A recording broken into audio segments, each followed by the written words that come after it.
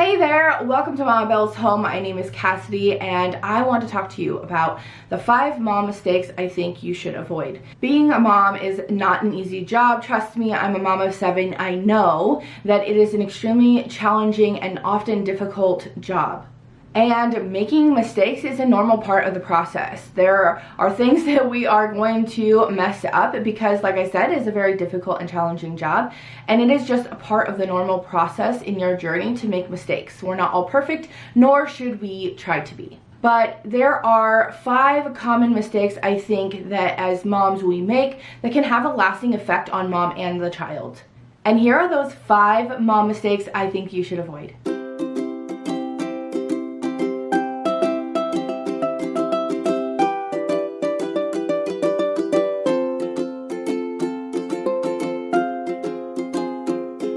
Okay, so the first mistake that I want to talk to you about, I believe moms make, or is a common mom mistake, is being too overprotective.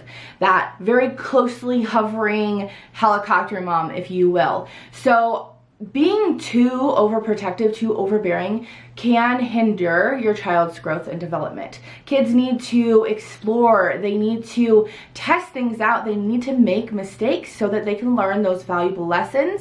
And they're only going to be able to do that by trying new things, trying things that are a little bit less cautious. And you don't want to hinder their sense of wonder. And oftentimes I think that we are just like, we don't want them to get hurt. We don't want them to make mistakes. We don't want them to experience heartbreak or whatever it is. And so we want to stop them from doing something. But in reality, those mistakes that they make, getting a little bump on the knee or a scrape or learning their limits is extremely valuable. And like I said, you don't want to hinder that exploration, their wonder of the world around them, what their limitations are, what boundaries they need to respect, and just those really valuable life lessons that I feel like they would be missing out if we were so overbearing, stopping them from being a little bit on the dangerous side. And I don't mean extremely dangerous situations that they are inevitably going to get hurt or hurt somebody else. I'm not talking about those situations. I'm clearly just talking about letting them on the play structure and experience things, or letting them climb the rocks that, yeah, they might slip and scrape their knee. I'm not specifically speaking to just let them be dangerous and crazy. Like, you want to give them cautious boundaries and let them understand there is risk in them exploring or testing those limits.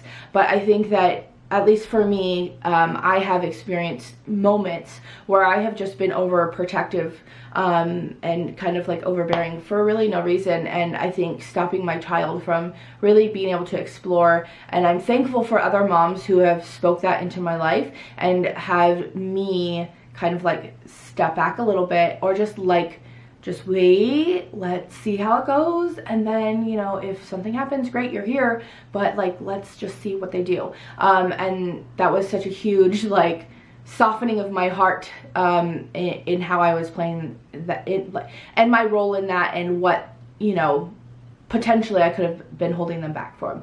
Okay, so mistake number 1, just being too overprotective, being that helicopter mom. So mistake number 2 is probably one I think at some level every mom has struggled, and I really think you should avoid, and that is trying to be the perfect mom. Not only do I find it unrealistic, but it's completely exhausting. And what example are you giving your child to sit there and pretend to be somebody or do things that you really don't want to do, all because other people are watching? I don't think that what other people's opinions of should outweigh you being authentic and offering your child valuable life lessons, that we're gonna make mistakes, that we should ask for help when we make those mistakes. If it's something that you need, obviously not all mistakes need help. And really it can create a really good bond with your child. Like, you're going to be able to have conversations. There's going to be things that you make mistakes on, you make messes, whatever, and your child is probably going to bring it to your attention or ask you questions about it. You can really have some valuable conversations about what's going on. I know that I have, and I have found that the more I am just more confident and comfortable in the mom that I am, and my limitations and what that looks like, I'm able to have these really valuable conversations with my children and explaining those things and setting realistic expectations of not only what motherhood looks like to them, but what like just being a human and having limitations and not being able to do everything, and not submit to what other people's ideas are. And that's not to say that sometimes you're going to have to do things you don't want to do, or sometimes there's going to be hard things that we need to put our best foot forward. Even if we don't have all that it takes for it, we need to do our best. But I think that just trying to be what we perceive as the perfect mom, or, you know, the Pinterest mom, the Instagram mom, presenting ourselves as these perfect human beings and really robbing people and setting people up for, and especially I'm speaking to our children, but also people that are watching us, right? People that are close to us, but setting them up for, I don't want to say failure, but just like unrealistic expectations and like a harder journey, because they're gonna think like they should have it all figured out. They should be super mom, and that is one of my biggest pet peeves. Like, I hate the term super mom, and I always, when people make comments of that, I will say super mom, no, super not. I'm super not a super mom. I am just doing my very best in that moment, and I have gotten better over time. Like, I've had a lot of practice with 7 kids. A lot of things have come up, a lot of different ways. Not every child is the same either, and I think that honestly I've just learned to accept that I am not perfect. I don't have it all figured out. I don't think anybody does. If any mom or parent is like, oh, I know everything about everything and I just have it all figured out, like, they are probably struggling hard. In some way, they probably need a solid friend, because I don't think not one parent has it all figured out. And if you are not stumped at some point, like, if you don't have like a season of just like hard from time to time, like, I am concerned. But that's neither here nor there. Just mistake number 2, don't try to be the perfect mom. Just be the best mom that you can for your children. Don't worry about anybody else's house. Just focus on yours. Focus on who you are and your children and how to meet their needs and love them and be honest with them. All right, so that leads us into mistake number 3, and that is comparing our children to other children. Not only is this setting up unrealistic expectations for you and will probably cause you to struggle with feeling like failing, it also is harmful to your child's self-esteem. And then creating this like constant competition with whatever child that you're comparing them with, or causing them to sit there and always looking over their shoulder at like what every other person is doing. And I think this is a huge problem right now that plagues us. Again, with that like Instagram, Pinterest, this is what everybody else is doing. We're, as moms, comparing ourselves to other moms, and that is also giving that example, and we need to be cautious of as well, because that's what our children are seeing. You know, whether it's this child is already, you know, crawling and mine isn't, or how is their child talking in complete sentences and mine is not. Their child is already reading and mine's struggling, and like, why doesn't this, you know, whatever it is. And it's just like, our children develop at different times in different ways. We all have our skills and our abilities, our strong suits and our weaknesses, and sitting there comparing to other people's children and their season or what they have going on, like, it's just so unfair, not only to your child but to yourself, and it's just going to cause you a bunch of problems. So just don't do it. Don't compare your child to other children, and that goes for you as a mom. Do not compare yourself to other moms. Don't compare your marriage to other marriages. Don't compare your home to other people's homes. It is literally just going to breed discontent and problems, and you just don't need it. Your children don't need it. Stay away from it.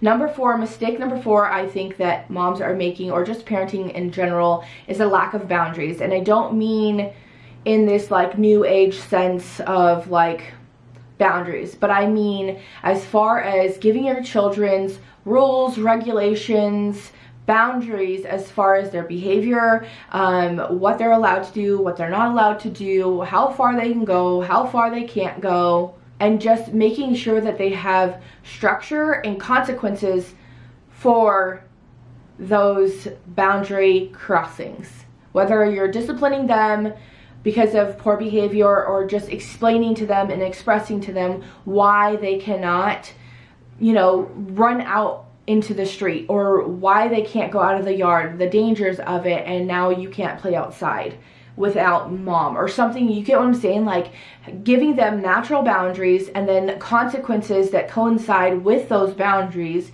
so that they're teaching these lessons, because kids really thrive in structure. And that doesn't mean that you have to have a rigid, strict, you know, minute by minute or even hour by hour kind of routine, although I do, or schedule, I do think that everybody thrives in routine, a rhythm of life.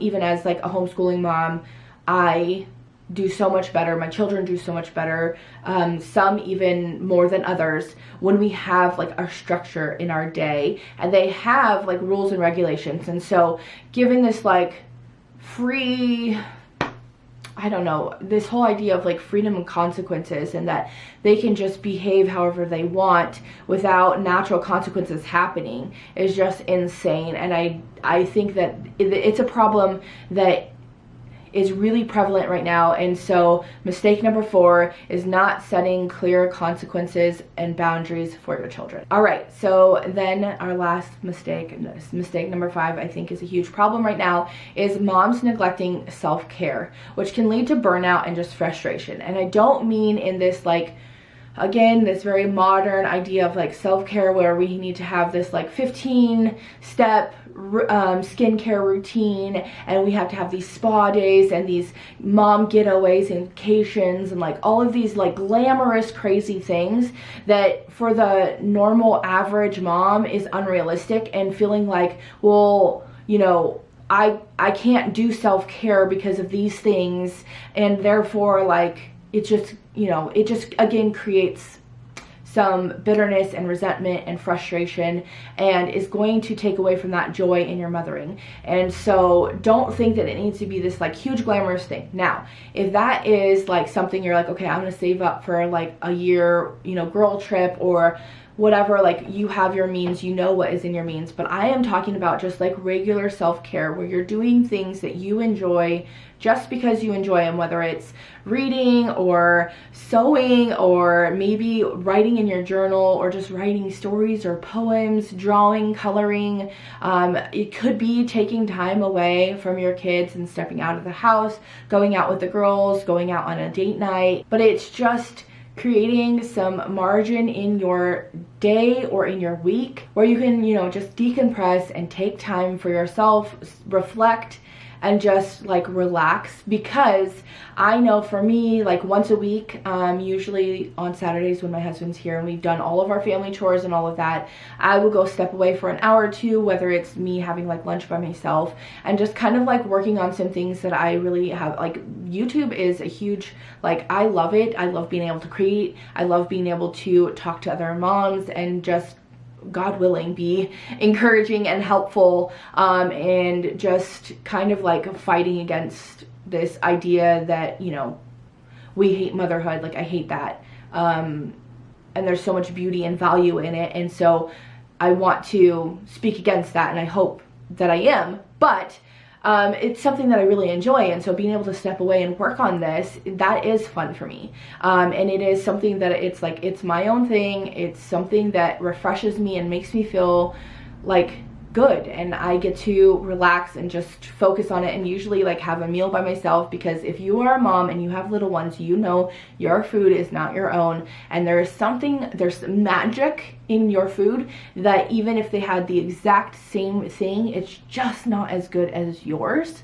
And if you were to take a bite of theirs, then theirs would be magic also. But like your food is just, it's the bee's knees to your children. And so when I like can go out, and date night obviously too, but like when I can go out and have lunch by myself, and I am that person that will literally sit at a table by myself and I'm totally good with it. I'm the type of person that will go see a movie by myself and totally be good with it. That's where I'm at in my adult life and just mothering journey. But eating like my own food, and it's warm and it's great, and not to say like any other meals are not good or whatever, but you get what I'm saying, like it's just like so refreshing and nice to sit down. It's quiet. I can just focus on my YouTube stuff. I can focus on home stuff if I want to. I can listen to a podcast. I can listen to music, and I just get to zone out, and I get a waitress to help and take care of me, and it's great. And so making sure that we're doing things in our regular life. It doesn't have to be every day, but at least like once a week or something. Practice a hobby, get together with friends.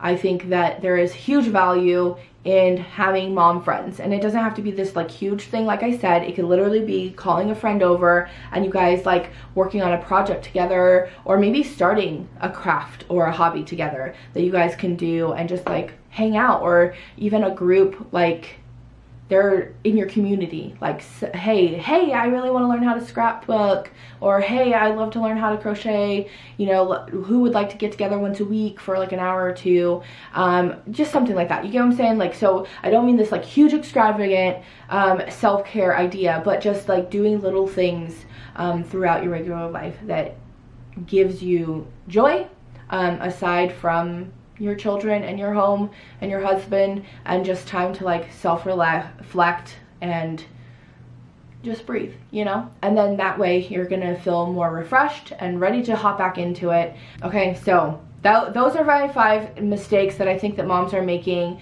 that they need to try to avoid. If this video was helpful, again, please give it a like. It really helps me and my channel out, and hopefully we'll get to other moms who need to hear this encouragement. If you haven't subscribed already and you enjoy mom content, please go ahead and subscribe, and don't forget to hit the bell so that you are notified whenever I release a video. And as always, thank you guys for watching, and I'll see you guys in the next one. Bye!